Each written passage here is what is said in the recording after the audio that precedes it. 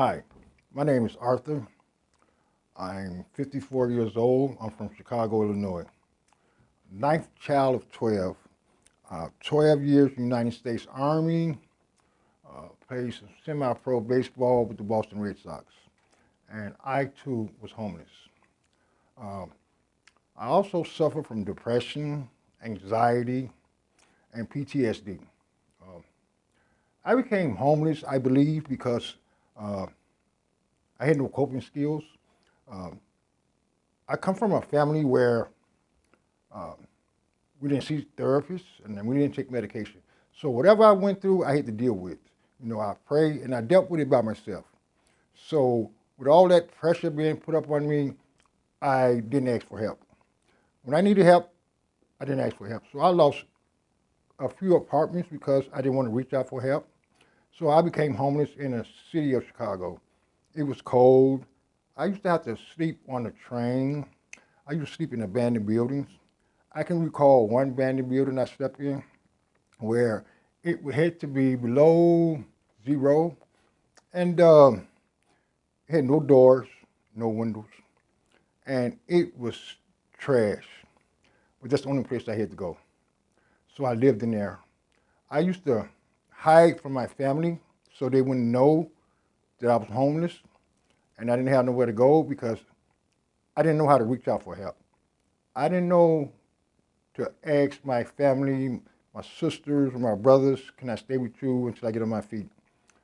So I dealt with the elements. I will walk all day and all night aimlessly. I contemplated suicide 3 times. I've been in 4 mental health institutions.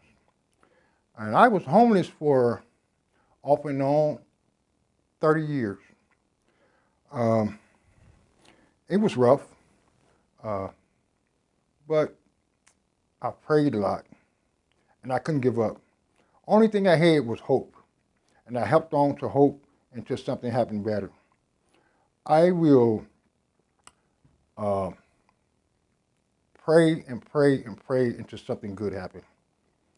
So I came to Minneapolis, Minnesota in 2016, and that's when my new beginning started.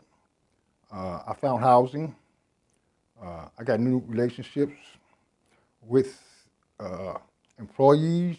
I'm an advocate for the homeless. I'm also in a day in the life.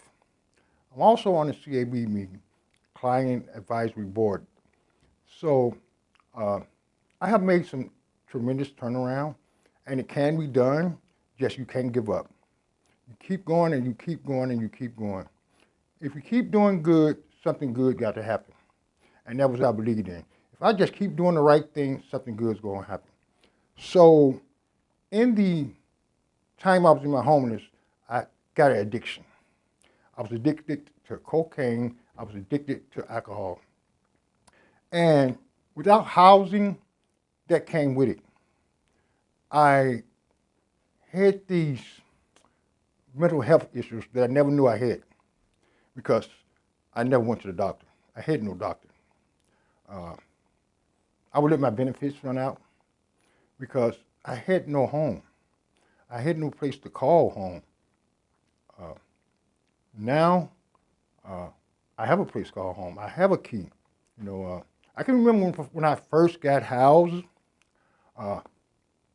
sleeping in the bed was something new to me.